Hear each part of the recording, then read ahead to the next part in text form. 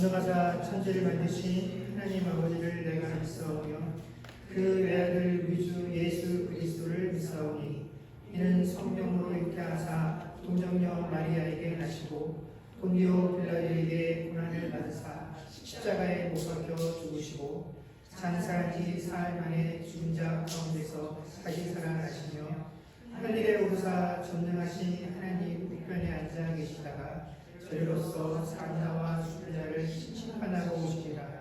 성령을 믿사오며 거룩한 공예와 성도가 서로 교통하는 것과 죄를 사하여 주시는 것과 본이 다시 사는 것과 영원히 사는 것을 믿사옵나이다.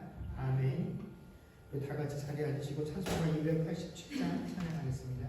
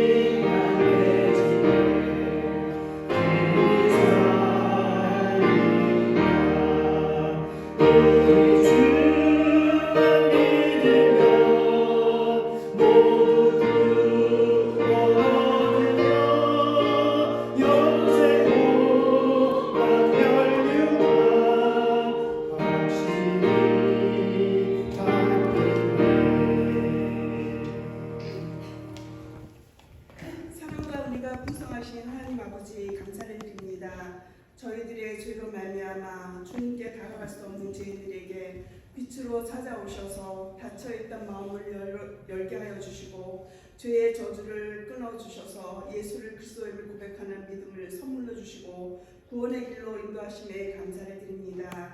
귀한 믿음을 선물로 주시며 하나님의 자녀가 되는 권세를 누리며 기도의 특권을 주신 하나님 아버지께 이 시간 감사를 올려드리옵나이다. 오늘도 하나님 은혜로 예배 자리에 오를 수 있음에 또한 감사를 드립니다. 사랑의 주님, 한 주간 주님의 말씀을 붙들고 저희들의 믿음을 뒤돌아보며 말씀에 비추어 보게 하시고 다시 한번 우리의 믿음을 점검해보는 시간 갖게 하셔서 참 감사를 드립니다.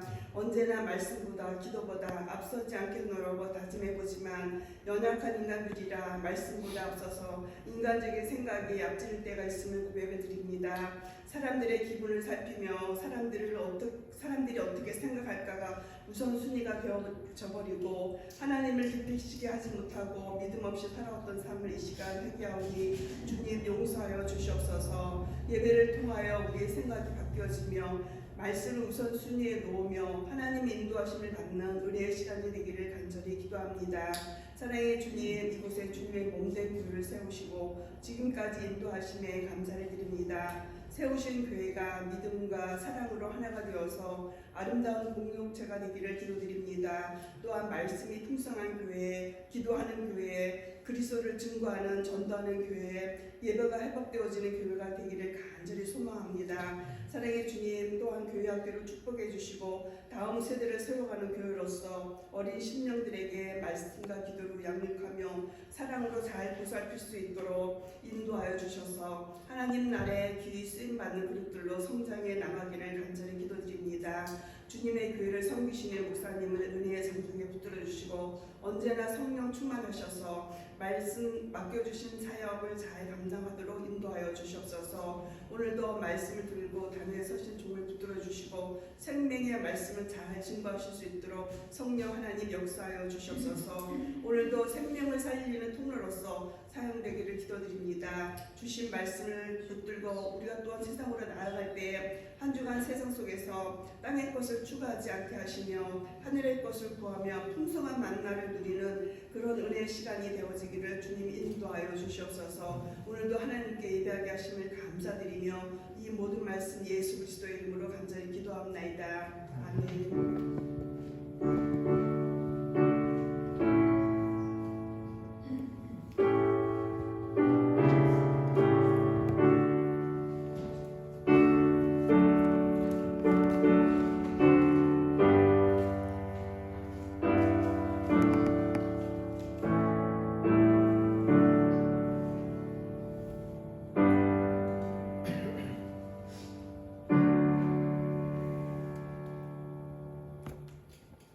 오늘하겠습니다.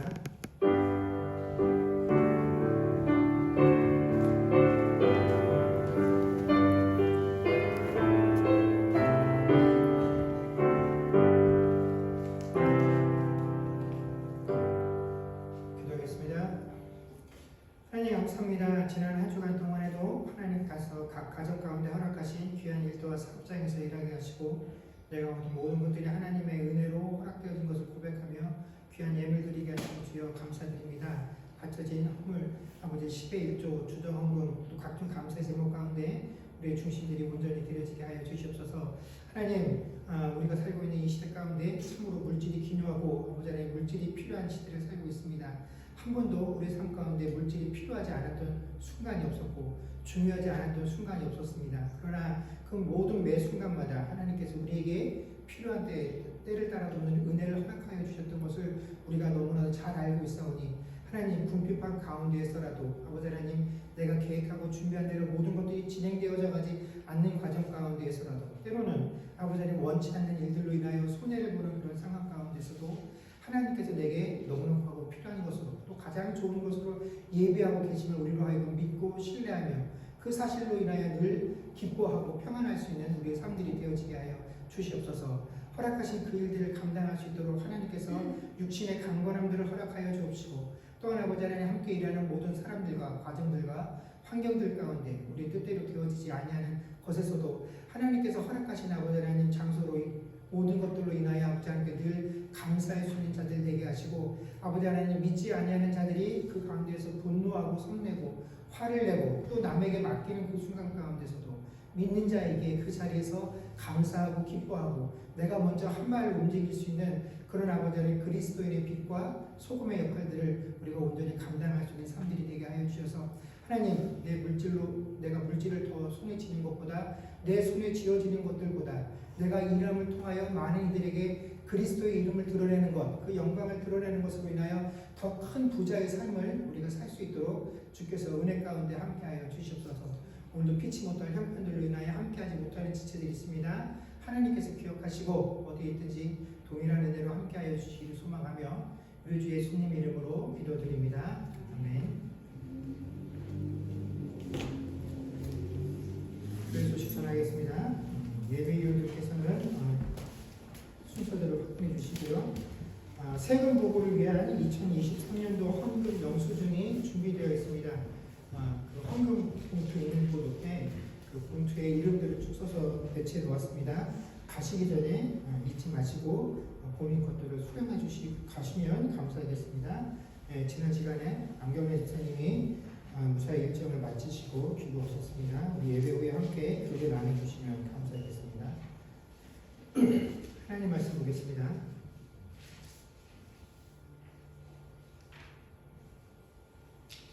하나님 말씀 말씀은 로마서 12장 1절에서 2절까지 말씀입니다. 로마서 12장 1절에서 2절까지 말씀. 이 말씀이 짧기 때문에 여러분과 제가 한 목소리로 같이 읽도록 하겠습니다. 같이 읽겠습니다. 시작. 그러므로 형제들아 내가 하나님의 모든 자비하심으로 너희를 권하노니 너희 몸을 하나님이 기뻐하시는 거룩한 산 제물로 드리라. 이는 너희가 드릴 영적 예배리라. 너희는 이 세대를 본받지 말고 오직 마음을 새롭게 함으로 변화를 받아 하나님의 선하시고 기뻐하시고 온전하신 뜻이 무엇인지 분별하도록 하라. 아멘.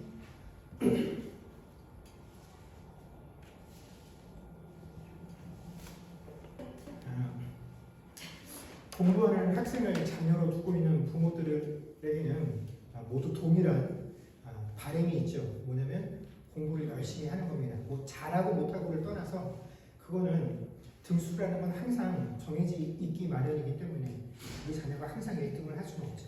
그러나 그 등수와는 상관없이 부모들이 최소한 내가 볼 때 흡족하게 내 자녀가 열심히 하고 있는데 이것밖에 점수가 안 나오는 하는 건 어쩔 수 없지만 열심히 하지 않는 것 그걸 보면 참 답답하죠. 그래서 부모들은 한결같이 내 자녀들이 공부하는 기간 동안에는 또 공부를 열심히 하는 학생이었으면 하는 그런 바람들이 있습니다. 그런데 이런 부모들의 바람과는 반대로 정작 공부를 하는 학생들은 그 공부하는 학생 기간 동안에 내가 왜 이런 공부를 해야 되는지에 대한 그 이해도가 많이 떨어지죠. 그래서 왜 내가 이런 공부를 하고 왜 이런 것들을 배워야 하는지에 대한 동의를 하지 못합니다. 그래서 저 같은 경우에도 자라나는 내도록 시키니까 해야 되니까 하기는 하지만 내가 도대체 왜 이런 과목을 공부해야 되는지 그 답을 알지 못해서 힘들어했던 과정들이 참 많이 있었습니다.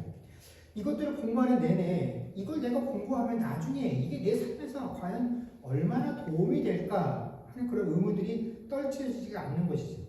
지금 제가 이렇게 외국에 나와서 살고 있지만 한국에서 공부를 하는 동안에는 내가 외국에 나가서 살 것도 아닌데 내가 왜 영어를 공부하면서 이렇게 골치를 썩어야 하나? 또 돈 계산하는데 부족함이 없는데 내가 왜 2차 함수니 미분이니 적분이니 이런 것들을 배우면서 공부 못하는 소리를 듣고 매를 맞아가며 학업교 생활을 해야 되나 하는 그런 고민들을 참 많이 했었다라는 것입니다. 그러다 보니까 이 부모의 기대와 그 부모의 기대에 맞지 않는 성적으로 인해서 부모님과 자녀들 사이에 적잖은 갈등들이 생겨나게 됩니다. 그러나 내 자녀가 공부하는 것을 그렇게 좋아하지 않고 내가 왜 공부를 열심히 해야 되는지에 대한 이해가 있지 않는다고 할지라도 그 사실에 동의하지 않는다라고 할지라도 어떤 부모도 자녀에게 너 하기 싫어? 그럼 하지 마. 네가 하고 싶은 것만 해. 이런 식으로 자녀에게 동의를 구해서 하고 싶으면 하고 하기 싫으면 하지 마 라고 해주지는 않는다라는 거죠. 자녀가 하기를 원하든 하지 않기 싫어하든지 상관없이 부모는 자녀에게 공부하는 기간 동안에는 공부를 할 것을 그것도 열심히 할 것을 최선을 다해서 할 것을 요구한다라는 것이죠. 왜 그렇습니까? 부모들은 이미 그 학생의 시간들을 겪어왔기 때문에 그 시기의 중요성을 알고 있죠. 공부해야 되는 시기에 공부를 열심히 하고 그 열심히 한 대가와 결과를 지고 있는 사람들과 그 시간에 열심히 하지 못한 사람들이 맞이하게 될 인생의 결말에 대해서 그 부모님들은 이미 결과적으로 체험을 해서 알고 있기 때문에 어떻게 하든지 내 자녀들이 이 시간을 겪어서 성인이 되었을 때에는 좀 더 좋은 삶을 살도록 하기 위해서 그 자녀들에게 강제로라도 억지로라도 공부하는 기간 동안에 공부할 것을 요구를 합니다. 아주 강력하게 자녀들에게 공부하라고 이야기를 하죠. 오늘 바울은 본문을 시작하면서 우리에게 뭐라고 말씀하고 있냐면 내가 전하고자 하는 그 내용을 하나님의 모든 자비하심으로 권한다라는 말로 시작을 하고 있습니다.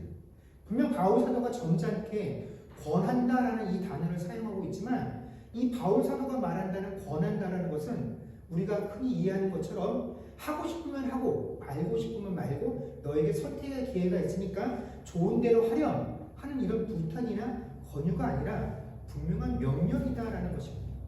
사실 이 내용뿐만 아니라 성경에 기록되어 있는 모든 내용들을 하나님께서 우리에게 주실 때 쭉 내 의도는 이렇고 내 바람은 이렇지만 너희가 이것을 원하면 해도 되고 싫으면 하지 마. 원하는 것만 하고 좀 마음에 들지 않는 것은 하지 않아도 좋아. 이런 식으로 우리에게 부탁을 하거나 간청을 하거나 권유하는 것이 아니죠. 하나님께서 우리에게 기록해서 주신 이 모든 말씀은 너희는 반드시 이렇게 해야 된다. 이렇게 하면 안 된다고 하는 하나님의 명령이다라는 것입니다. 여러분, 우리가 알고 있는 하나님이라는, 우리가 알고 기대하는 하나님은 사랑이 많으신 하나님, 자비하신 하나님, 우리의 죄를 덮어주시고 우리의 허물들을 용서해 주시는 하나님, 그리고 우리가 공의롭고 공평하신 하나님이다라고 말씀하는 그런 하나님을 찬양하고 그런 하나님을 기대어서 신앙생활을 하고 있는데, 왜 그런 하나님께서 우리에게 뭔가를 말씀하실 때는 어떤 선택권도 주시지 아니하시고 일방적으로 우리에게 해라, 하지 마라, 이런 식으로 명령을 하시는 것일까요? 그것은 이런 의도 때문에 그렇습니다. 하나님께서 우리에게 명령하시는 그 모든 내용들, 때로는 하거라, 하지 말라라고 하는 이 모든 내용들은 우리의 생명과 관련되어져 있는 것이기 때문에 그렇다는 것입니다. 그런데 이 생명이라는 것이 뭐 여걸로 여러 개가 있어서 한 번 실패하면 또 살면 되지, 그런 것이 아니라 우리 이 땅의 삶 속에 단 한 번만 우리에게 주어진 기회이기 때문에 한 번쯤 시험 삼아서 도전해보고 실패하면 그만이지, 다시 시작하면 되지, 이런 식으로 할 수 있는 문제가 아니기 때문에 하나님께서 우리에게 권유하거나 간청하는 것이 아니라 일방적으로 명령을 하시는 것이죠.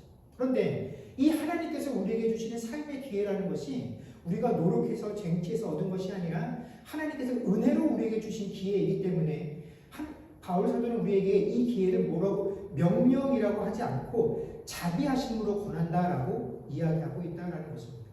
하나님께서 강제적으로 우리가 얻은 권리에 대해서 하나님께서 우리의 권리를 하나님 마음대로 하시는 것이 아니라 우리가 아무것도 자격이 없을 때 하나님께서 은혜로 주신 기회이기 때문에 그 기회에 대해서 우리는 자비하심으로 하나님께서 권하셨다라고 바울 사도가 설명을 하고 있는 것이죠.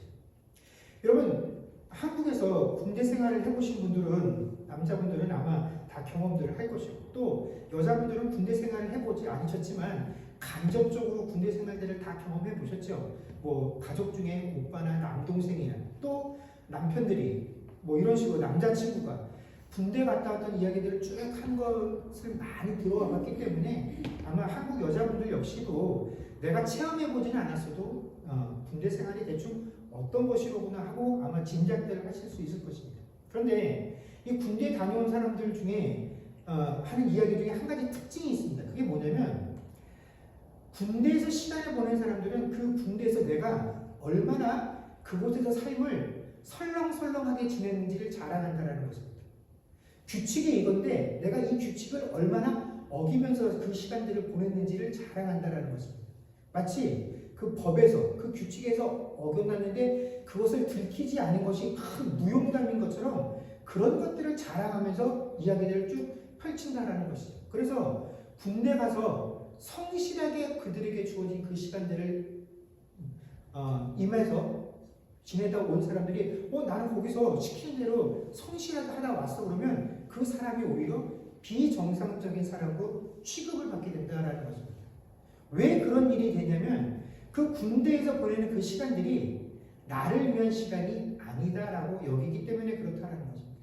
그 시간을 온전히 나를 발전시키고 그 시간 동안 내가 투자한 모든 노력들의 결과가 나에게로 돌아온다라고 하면 그렇게 시간들을 보내지 않을 텐데, 이게 그냥 나라를 위해서 내 시간을 허비한다라고 생각들을 하다 보니까 어떻게 하든지 그 불성실하게 임하는 것, 그 다음에 요령을 피워서 주어진 책임들을 다 하지 않는 것들을 자랑스럽게 여기는 그런 시간들이 되었다라는 것입니다.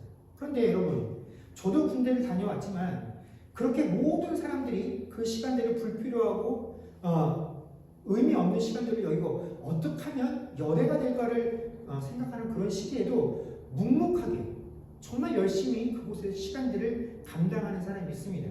심지어 내게 주어진 일뿐만 아니라 남들에게 주어진 일까지도 자신이 도와주고 대신 챙기면서 혼자서 10사람 이상의 몫을 하는 사람들이 있죠. 근데 그런 사람들을 보면 군대에서 뭐라고 하냐면, 뭐 이렇게 열심히 하냐? 라고 핀잔을 줍니다. 네가 그렇게 열심히 하지 않고 그냥 시간만 때워도 이곳에 시간이 지나가고 시간이 되면 너는 제대하게 돼 하고 열심히 성실히 일하는 사람들에게 핀잔을 주는 그 시간이 바로 군대라는 곳에서 보내는 시간입니다. 그런데 그곳에서 그렇게 말을 하고 그런 식으로 시간들을 보내고 있는 사람들은 한 가지 중요한 사실을 잊고 살고 있다는 것입니다. 여러분, 사람이 사람을 평가할 때는 결코 눈에 보이는 성과와 가치만으로 그 사람의 모든 것들을 평가하지는 않는다라는 것입니다. 더 많은 경우에 사람들은 결과와는 상관없이 그 사람이 그 일을 대하는 자세와 마음가짐을 가지고 그의 태도를 가지고 그 사람을 평가한다라는 것입니다. 왜냐하면 그 사람의 태도와 그 사람의 자세 속에서 그 사람의 속마음, 진심이 드러나기 때문에 그렇다라는 것입니다. 남들이 다 피곤해서 똑같이 쉴 때 한 발짝 더 움직이고 힘들어하는 그 누군가를 챙기면 그곳에서 왜 그렇게 열심히 내 몸 하나 건사하기도 힘든데 무엇하고 다른 사람들을 보살피고 건사하냐? 그러나 누군가는 그 사람을 지켜보고 있다는 것입니다. 남들이 다 힘들고 자기 몸 쉬는 것을 먼저 하는 그 시간 속에서 자기 몸이 아니라 다른 사람들의 불편함들을 해소하기 위해서 저렇게 애쓰는구나. 저 사람의 마음가짐, 저 사람의 속마음, 진심이 어떤 것이로구나라는 것이 드러나게 된다는 것이죠. 사람이 모여서 일하는 곳에서는 항상 이런 것들이 드러나게 되어 있다는 것입니다. 같이 일하는 그 공간 속에서, 같이 일하는 사람들 속에서 늘 자신의 이득만을 챙기면서 내 이득을 챙기려다 보니까 어쩔 수 없이 다른 사람들을 곤란하게 만드는 그런 사람들이 있습니다. 그런데 그 순간에 조금 내 이익을 위해서 다른 사람들 불편하게 하고 내가 취하는 그 이득, 그 순간에는 그게 참 영리한 것 같고 지혜로운 것 같지만 이러한 불평들이 계속 쌓이게 되면 이런 자신들의 태도와 삶의 모습들이 자꾸 쌓이다 보게 되면 어떻게 됩니까? 나중에는 그 사람들과 함께 일할 수 있는 기회마저도 얻지 못할 때가 된다는 것입니다. 정말 중요한 순간에 사람들의 평판이 필요하고 그 사람들의 평가가 꼭 있어야만 되는 순간에 그 사람들이 지금까지 내가 취해왔던 그 작은 이득 하나 때문에 나를 자기 이득만 챙기는 사람이다라고 진술할 수 있고 평가할 수 있다는 것입니다. 그렇게 어려운 순간에 여러 가지 말로 나를 변호하고 그럴 수밖에 없었다라고 내 상황과 모든 것 당위성을 변명하고 또 사실은 그게 내 때문이 아니라 저 사람 때문에 그렇게 된 것이라고 아무리 다른 사람에게 탓을 돌리려고 해도 함께 일했던 모든 사람들은 알지 진실을 그 사람의 진심을 속마음으로 안다라는 것입니다. 왜냐하면 늘 동일하게 그 사람이 이곳에 와서 사람들을 대할 때 일을 대할 때 어떤 태도와 어떤 자세로 이르는지 알기 때문에 그렇다라는 것입니다. 그 말 하나에 그 행동 하나에 그 사람의 속마음이 다 드러나기 때문에 그렇다라는 것입니다. 여러분 그런데 이러한 우리의 태도, 우리의 자세 이것이 비단 우리가 세상에 나가서 살 때만 중요한 것이 아니라 신앙에 있어서도 이런 태도와 자세가 매우 중요하다는 것입니다. 특히 예배의 경우에 더욱더 중요하다는 것이죠. 우리가 잘 아는 것처럼 요한복음 4장에 보면 예수님께서 한 사마리아 여인과 수가상에서 대화하는 장면이 나옵니다. 이 여인이 예수님과 대담하다가 갑자기 뜬금없이 우리의 조상들은 이 산에서 예배했는데 당신들 유대인들은 예배할 곳이 예루살렘이라고 하더이다 라고 말하면서 예수님께 질문을 하자 예수님께서 그 여인에게 뭐라고 대답하시냐면 아버지께 참되게 예배하는 자가 필요한데 그들은 영과 진리로 예배하는 자들이다 라고 말씀하시면서 하나님께서 이런 자들을 찾으신다라고 그 여인의 질문에 대답을 했습니다. 사실 처음부터 이 여인이 예배에 대해서 아주 지대한 관심들을 가지고 또 신앙에 깊은 관심이 있어서 예수님에게 이런 질문을 한 것이 아니라 예수님과 대화를 하면서 어떻게 합니까? 자신의 치부가 드러나게 되어졌죠. 그러니까 갑자기 그 대화의 맥을 끊고 다른 곳으로 예수님의 관심을 돌리기 위해서 문제를 꺼내게 된 것입니다.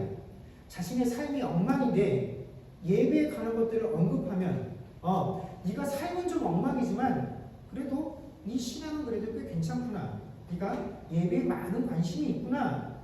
예수님에게 이런 칭찬을 들을 수 있을 것으로 예상을 했었던 것 같습니다. 그래서 내치고 그것들을 가리기 위해서 예배를 이용하고 있었죠. 근데 주님께서 이 여인의 질문에 대해서 대답해 주신 그 대답의 핵심은 뭐냐면 예배의 문제는 장소의 문제가 아니라 예배 드리는 사람의 자세의 문제다라고 말씀하셨다라는 것입니다. 그러면서 예배하는 자들에게 필요한 것은 영과 진리로 예배를 드려야 한다라는 것입니다. 그리고 예수님께서 강조하신 것은 하나님께서 이렇게 자기에게 예배하는 자들을 찾으신다라고 말씀하신 것이죠. 하나님께서 영과 진리로 예배하는 자를 찾으신다라는 이 말씀의 의미는 무엇이겠습니까? 없다라는 것이죠. 드물다라는 것이죠. 그래서 하나님께서 어떻게 해요? 두 눈을 비비시면서 찾으셔야 한다는 겁니다. 나에게 예배드리러 오는 모든 자들이 영과 진리로 예배드리기 때문에 나에게만 예배드리는 자는 다 이런 사람들이야. 그게 아니라 자기들은 예배드린다고 하나님 앞에 나와 있는데 예배드릴 때 영과 진리로 예배드리지 않기 때문에 하나님께서 그런 자들을 찾아가 보셔야 할 정도로 그런 사람들이 흔치 않다라는 것입니다. 그것이 그 시대에 하나님께 예배드린다라고 말하는 유대인들, 그들을 향한 예수님의 평가였다라는 것이죠. 그리고 오늘 본문 말씀에서도 바울이 예수님과 같은 마음으로 우리에게 이야기하고 있다는 것입니다. 1절 말씀에 그러므로 형제들아 내가 하나님의 모든 자비하심으로 너희를 권하노니 너희 몸을 하나님이 기뻐하시는 거룩한 산 제물로 드리라. 이는 너희가 드릴 영적 예배니라 하고 예배드리는 자들의 자세에 대해서 강조하고 있다는 것입니다. 오늘 바울 사도가 우리에게 말씀하시고 있는 하나님이 찾으시는 예배의 특징은 영적 예배다라는 것입니다. 그런데 이 영적 예배의 특징이 뭐냐면 우리의 몸을 거룩한 산 제물로 드리라라는 것입니다. 여러분 우리가 영적이라는 말을 자주 씁니다. 그런데 우리가 생각하는 영적이라는 것은 뭡니까? 일단 영적이라고 하면 우리 눈에 보이지 않는 또 우리가 가지고 있는 말로 표현하기 참 어려운 묘사하기 힘든 어떤 그런 특별한 체험 같은 것들을 먼저 떠올리게 됩니다. 아니면 찬양을 부를 때 눈물을 흘리는 것과 같은 우리의 감정적인 변화. 왜 그렇게 됐는지 모르지만 하나님께서 만져주신 것 같긴 한데 어쨌든 간 눈에 보이는 인과관계의 결과가 명확하지 않은 그런 어떤 보이지도 않고 표현할 수도 없는 그런 영역을 우리는 영적인 것이다 라고 표현을 하고 그런 것에서 영적인 의미를 찾으려고 합니다. 물론 우리가 실제로 예배 중에 얼마든지 이런 일들을 경험합니다. 이런 일들이 얼마든지 가능합니다. 그러나 성경이 우리에게 말씀해주고 계시는 영적인 예배라는 것은 우리가 생각하고 있는 그런 식의 예배가 아니다라는 것이죠. 성경이 말하는 영적인 예배란 분명하게 뭐요? 우리의 몸을 거룩한 산제물로 드리는 것이 영적 예배다라고 말씀해주고 계신다라는 것입니다. 여러분 우리가 우리의 몸을 산제물로 드리는 것이 영적 예배인데 여러분 우리가 하나님께 뭔가를 제물로 드리는 것을 한번 생각해 보십시오. 이것이 하나님께 제물로 바쳐졌다라고 하면 그 순간부터 그것은 더 이상 내 소유가 아니라 누구의 소유가 되는 것입니까? 하나님의 소유가 되는 것입니다. 우리가 헌물을 드릴 때에도 이것을 물론 다 하나님께서 내게 허락하신 것이다라고 그것들을 고백하면서 드린 것이지만 이것이 일단 하나님께 바쳐지게 되면 이것이 어떤 식으로 사용이 되든지 간에 그것에 대해서 내 의견을 내 의지를 반영하는 것이 아니라 하나님께 속한 것이니 하나님 마음대로 사용하시면 저희는 그냥 그 뜻에 순종하며 나아갑니다라고 말을 하는 것이죠. 우리가 하나님께 이렇게 제물로 헌금을 드리기도 하고 또 봉사를 하기도 하고 어떤 분들은 자신들이 가지고 있는 세상적인 지혜와 지식들을 가지고 하나님께 헌신하기도 합니다. 그런데 우리가 이 모든 것들을 하나님께 바칠 때 내게 있는 모든 것들을 하나님께 제물로 드릴 때 우리에게 갖고 있는 인식이 뭐냐면 내 것을 하나님께 드린다라고 생각들을 하는 것이죠. 내게 있는 것을 하나님께 드리기 때문에 내 것을 희생한다라고 생각합니다. 나에게 중요한 것을 내가 하나님께 바친다라고 생각을 하는 것이죠. 하지만 하나님께서 원하시는 것은 내가 가지고 있는 지혜, 내가 가지고 있는 지식, 하나님이 내게 주셨던 그 돈의 얼마, 또 하나님께서 내가 허락하셨던 그 시간 중에 얼마, 이 건강 중에 얼마를 떼어서 희생하는 것이 아니라 내 몸 자체를, 내 주어진 내 산 자체를 하나님께서 제물로 받으시기를 원하신다라는 것입니다. 그것이 하나님께서 찾으시는 영적 예배다라는 것이죠. 그래서 우리가 이게 무슨 내 육신을, 내 몸을 제물로 드린다고 하면 무슨 심청이가 아버지 눈뜨기 위해서 공양 및 삼백석에 자신의 몸을 파는 그런 의미가 아니다라는 것이죠. 이 말은 하나님께서 내게 허락하신 그 모든 것들 가운데 일부만, 이것만 하나님께 내가 제물로 드리겠습니다. 하나님 요 정도만 내 삶 속에서 사용하십시오. 요 정도 제물만, 요 정도 시간만, 요 정도의 건강만, 요 정도의 지혜만, 이것만큼만, 내가 내놓는 것만큼만 하나님이 쓰시고 내가 내놓지 않는 것은 여전히 내 것이니 하나님 내 영역에 손대지 마십시오. 이것은 온전히 내 뜻대로, 내 마음대로 써야 되겠습니다 하는 것이 아니라 하나님이 내게 허락하신 이 모든 것들이 다 하나님의 것입니다. 내 삶 전체를 하나님께서 소유하기를 원하십니다. 하나님, 내 삶을 다 내놓으라고 하시면 내가 다 내놓겠습니다. 그것이 물질이 되었던, 내 건강이 되었던, 내 시간이 되었던, 내 지혜가 되었던, 내 자녀가 되었던, 이 모든 것이 하나님의 것이기에 이 모든 것들이 하나님의 소유인 것을 내가 인정하고 고백합니다 라고 하는 것이 오늘 하나님께서 말하시는, 바울사도를 통해서 우리에게 말씀하시는 영적 예배다라는 것입니다. 그래서 우리가 이 땅에 살아가는 동안에 내가 하나님의 자녀인 것을 인지하고 하나님의 통치를 받고 있습니다라고 고백하는 그 순간부터 내게 허락되어진 모든 것들, 내 삶이 하나님 앞에서 향기로운 제물이 되어지는 삶, 이것이 바로 하나님께서 찾으시는 예배다라는 것입니다. 그래서 오늘 본문에 드리다라고 해석되어져 있는 이 헬라어는 파리스타나이라는 단어인데, 이 단어는 두 가지 단어가 합성이 된 것입니다. 뭐냐면 하나는 뭐뭐의 곁에, 옆에라는 뜻을 가진 단어와 또 서다라는 단어가 합쳐진 단어로서 우리가 이 드리다라고 번역되어져 있는 이 헬라의 원래 뜻은 뭐뭐 곁에 서다, 함께 하다라는 의미를 드리고 있는 단어가 바로 이 드리다라는 말의 의미입니다. 그러니까 우리의 몸을 산 제물로 드린다라는 것은 우리가 내가 정말 대단하고 특별한 인생이기 때문에 내 인생을 하나님께 드린다는 것이 아니라 나를 누구 옆에 세워둔다는 것입니까?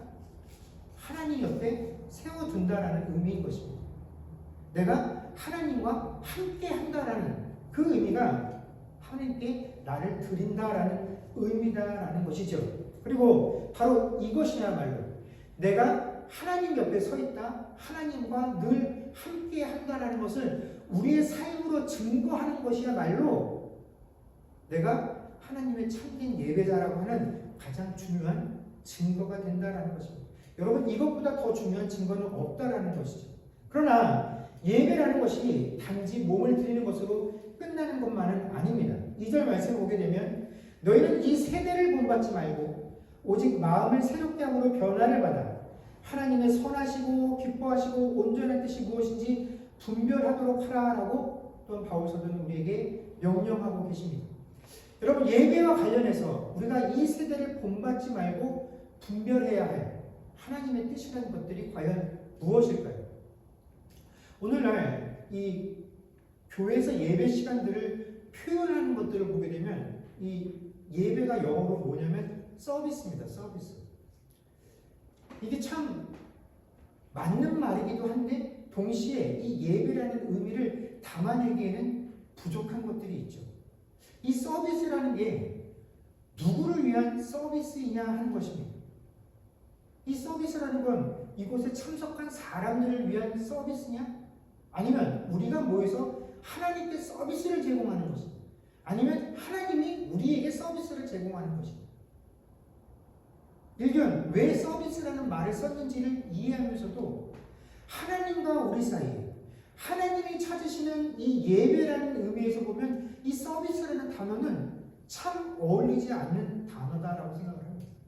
그래서 뭔가 이 예배를 위해서 준비되어진 사람들이 이 예배를 위하여 헌신을 하면 나머지 사람들은 이곳에 와서 그들이 준비한 것들을 그저 보고 즐기다가 돌아가는 시간들, 이것이 서비스의 의미가 되지는 않을까, 참 무렵스럽다라는 것입니다. 그런데 우리가 이런 의미를 갖게 된 데에는 영화의 영향이 크다라고 생각을 합니다. 우리가 영화나 드라마 같은 데 보면 고대로부터 그 동양이든 서양이든 자기의 신들에게 제사를 지내는 장면들을 보게 되면 그 예배가 어떤 식으로 표현이 되냐면 축제로 표현이 되어지게 되죠. 많은 사람들이 와서 자신의 신들에게 제물을 드리고 신나게 먹고 즐기고 하는 것이 그 드리는 예배의 모습들로 표현이 되고 있다 보니까 우리가 예배라는 것을 이런 식으로 이해하게 되는데, 여러분 이러한 예배 의식은 이방 종교의 특징이지 구약의 예배는 이런 것들과는 거리가 멉니다. 구약에서 드려지는 제사의 가장 큰 특징은 뭡니까? 피 흘림과 속죄입니다. 하나님 앞에 제물을 가지고 와서 제사 드리는 사람이 자신이 직접 자신의 죄를 대신해서 제물을 자신의 손으로 잡습니다. 그 동물을 죽이면서 하나님 앞에서 내 죄를, 나를 죽이는 것입니다. 그래서 그 피 흘림과, 그래서 그것을 뜬 고기를 가지고 제사장이 대신 속죄 제사를 지내지는 것, 이것이 구약에서 드려지는 제사의 가장 본질이고 핵심이다라는 것이죠. 그 제사를 통해서 하나님께서 당신의 백성들에게 죄사함을 선포해 주시는 것입니다. 그래서 구약의 제사의 특징은 뭐냐면 그 제사를 드리는 내내 하나님 앞에 범죄한 나, 그리고 이러한 나를 용납하시는 하나님의 거룩하심과 자비하심만이, 그래서 그 예배를 드리는 내내 하나님의 은혜와 자비의 풍성하심들이 드러나게 되고 그런 하나님을 찬양하고 경배하는 것이 구약의 예배인 것이지, 신나게 즐기고 먹고 마시는 것이 그 예배의 제사의 특징이 아니다라는 것입니다. 하나님께서 그 백성들에게 요구하신 제사의 의미는 바로 그것이죠.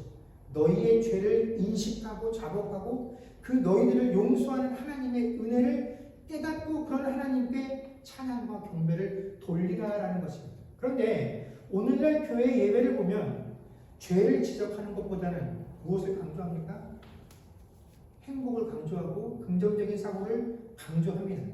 강단에서는 하나님께서 우리를 위하여 무슨 일을 하셨는가, 하나님의 역사하신들을 이야기하는 것이 아니라 사람들이 무엇을 했는가 하는 사람들의 이야기가 넘쳐납니다. 예수 그리스도께서 지셨던 십자가와 우리가 져야 할 그 십자가를 이야기하기보다는 수고하고 무거운 짐진 자들아 너희 죄를, 너희 짐을 다 하나님 앞에 내려놓으라 하고 그 다음에 너희는 마음껏 행복하게 살아라 하는 행복들을 전파한다라는 것이죠. 왜 그렇습니까? 이 교회가 이 세대를 본받기 때문에 그렇다라는 것입니다.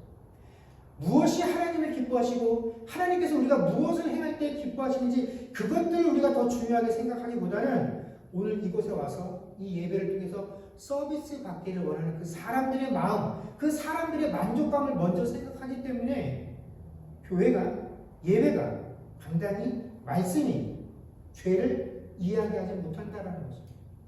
회개를 언급하지 못하고 하나님께서 우리에게 베푸신 그 은혜와 자비를 언급하지 못한다라는 것입니다.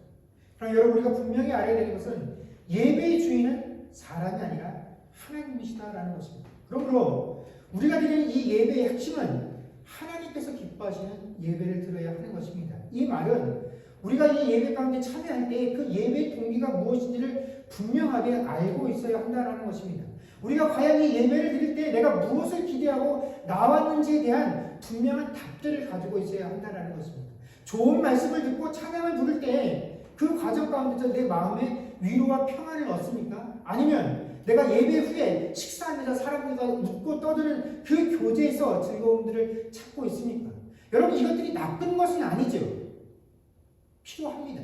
그러나 여러분 이 모든 것들이 다 누구를 위한 기쁨입니까?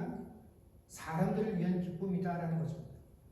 내가 기뻐하고 내가 만족할 수 있는 그 즐거움이다라는 것이죠. 그런데 우리는 이것들을 위하여 교회에 나오는 것이 아니고 예배에 나오는 것이 아니다라는 것입니다.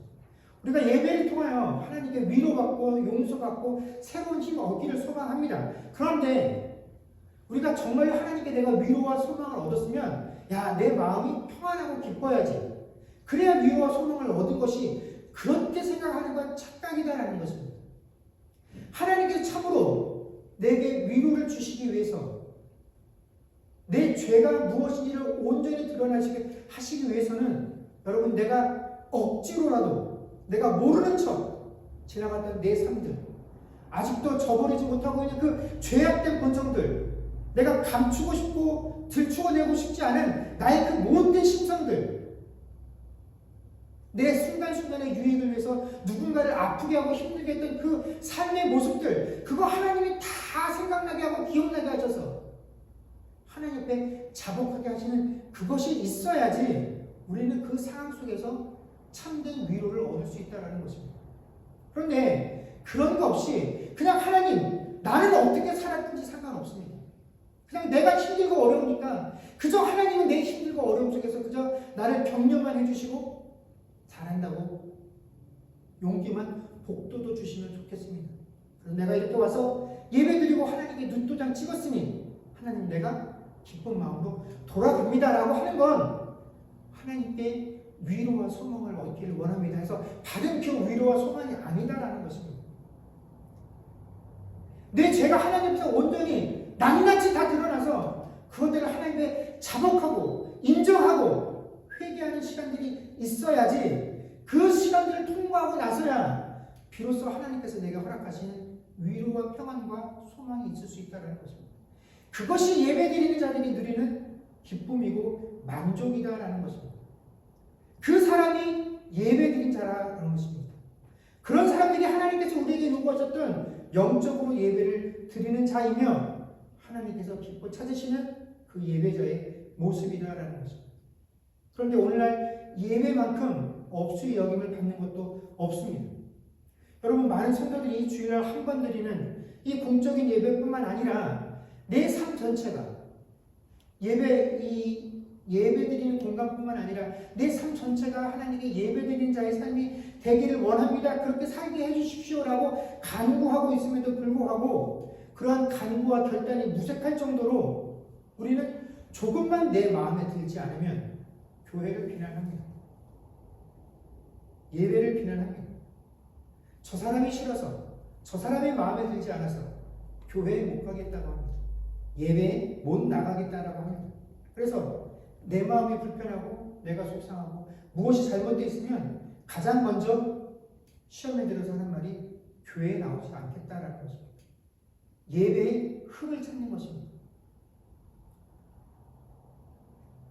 여러분, 물론 우리가 살고 있는 이 시대는 과학이 발전하면서 이제 얼마든지 내가 원하는 시간에 내가 원하는 목사님의 원하는 교회의 예배를, 설교를 찾아서 골라서 드릴 수 있는 그런 시대를 살게 되었습니다. 그래서 그것을 드리고 있으니 꼭 내 교회에 내가 나가지 않아도 하나님, 다 똑같으신 하나님이 하나님께 예배 드린다라고 말할 수 있지 않겠느냐 할 수 있을 것입니다. 그런데 여러분, 곰곰이 생각해 보십시오.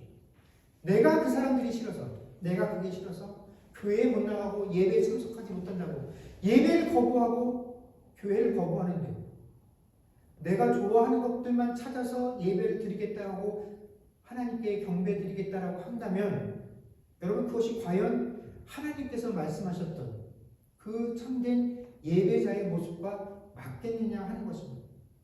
내 죄를 감추기 위해서 우리 조상들은 이런 곳에서 예배해야 한다고 했는데 하고 예배의 장소의 문제를 거론했었던 이 수가생의 여인과 다를 것이 무엇이겠습니까?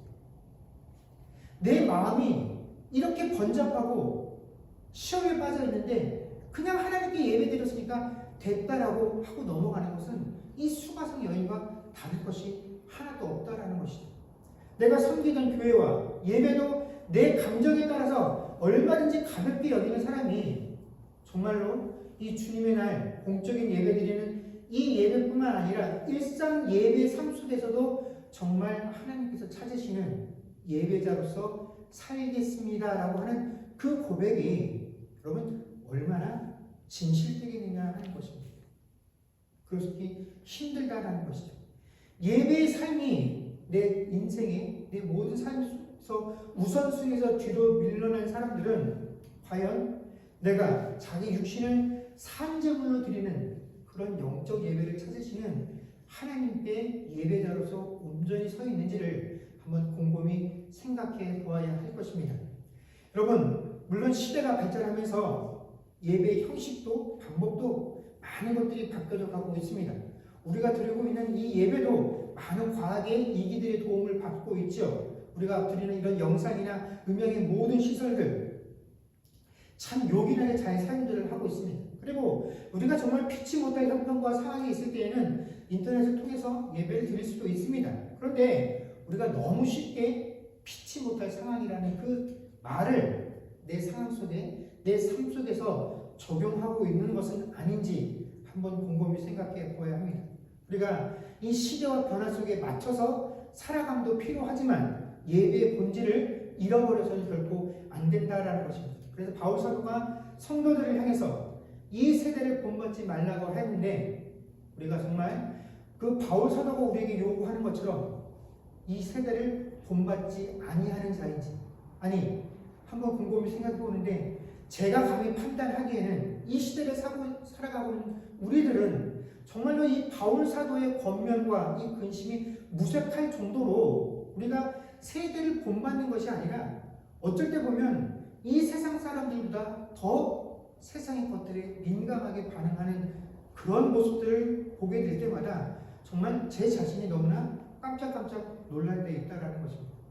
여러분, 하나님보다, 그 하나님을 경배하는 것보다 내 자존심, 내 마음, 내 감정, 내 만족을 더 중요하게 여기게 되면 여러분, 우리는 결코 내 삶을, 내 육신을 산제물로 드리는 그런 예배자의 삶을 살기 어렵다는 것들을 명심해야 합니다.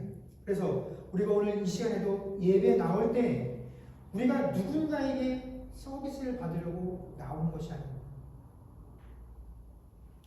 우리가 이 시간 하나님께 예배드리러 나올 때에는 우리의 중심들이, 우리 내 중심과 내 마음을 살피시는 그 하나님께 내 모든 것들을 다 오픈하고 그 하나님 앞에 자비하심과 용서하심과 죄 씻음을 구할 수 있는 자들이 되어야 합니다.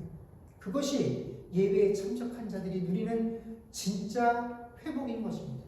사랑하는 성도 여러분, 우리가 이 시대에 하나님이 기뻐하시고 참으로 온전한 뜻이 무엇인지를 분별하고 우리가 하나님께 들어야 할, 그래서 하나님께서 우리를 통하여 받으셔야 할 그 예배에 합당한 자로 설 수 있는 저 여러분들이 되어질 수 있기를 주의 이름으로 간절히 축원합니다. 기도하겠습니다. 그렇습니다. 주님, 오늘 우리가 무엇을 기대하고 소망하며 이 예배의 자리에 나왔습니까? 하나님, 우리가 참으로 오늘 이 시간 하나님을 통하여 회복해야 할 많은 것들이 있습니다. 하나님, 그것들을 위하여 우리가 무엇을 생각하고 있습니까? 아버지 하나님, 내가 원하고 바라는 것, 그것들을 하나님께 원하며, 하나님, 내가 오늘 이 예배에 나와서 이렇게 하나님께 열심을 드리고 있으니 이 내 열심과 헌신을 보시고 내가 원하는 것들, 내 이 답답한 삶 속에 하나님께서 잘 될 것이라고 허락하신 그 내 기대들로 풍성하게 채워서 그것들이 내 위로와 회복과 소망이 되는 것들이 아니라 오늘 이 시간 내가 하나님 앞에 섰을 때 내 추악하고 악한 본성들이 하나님 앞에 또 하나씩 낱낱이 드러나게 하셔서 그 하나님 앞에서 깨끗함을 얻으며 죄 씻음을 얻어서 그것이야말로 이 시간 내가 하나님께 얻을 수 있는 최고의 회복인 것들로 깨닫게 하셔서 하나님, 그 회복이 이루어지는 시간들 되게 하여 주시옵소서. 그래서 참으로 하나님이 이 세대 가운데서 우리에게 찾으시는 그 참된 예배자, 내 삶을 하나님 옆에 세워두고 하나님과 함께하는 것, 그래서 그것이 세상에 나와 함께하는 모든 이들의 눈에 확인되어지는 것들을 통하여 하나님께 영광 돌릴 수 있는 그런 삶의 예배자들이 되게 하여 주옵소서. 감사드리며 우리 주 예수님 이름으로 기도드립니다. 아멘.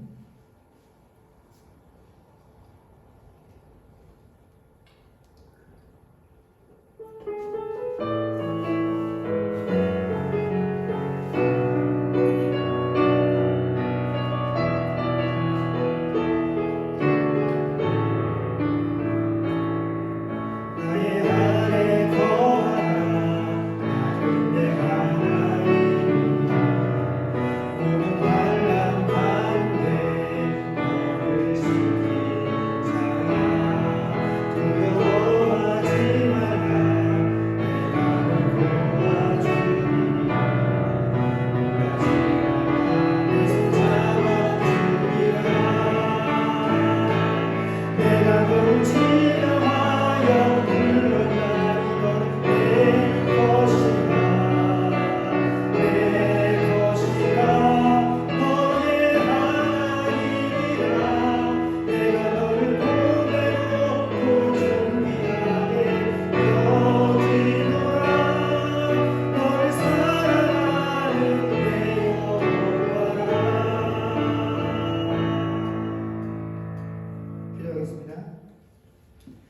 지금은 우리 주 예수 그리스도의 은혜와 하나님 아버지의 크신 사랑과 성령님의 교통하심과 충만케 하는 역사가 참으로 하나님께서 찾으시는 예배자로 서기로 고백하는 주의 백성들과 그들의 가정과 사업과 자녀들과 미래와 이 교회 위에 이제로부터 영원토록 함께 있을지어다.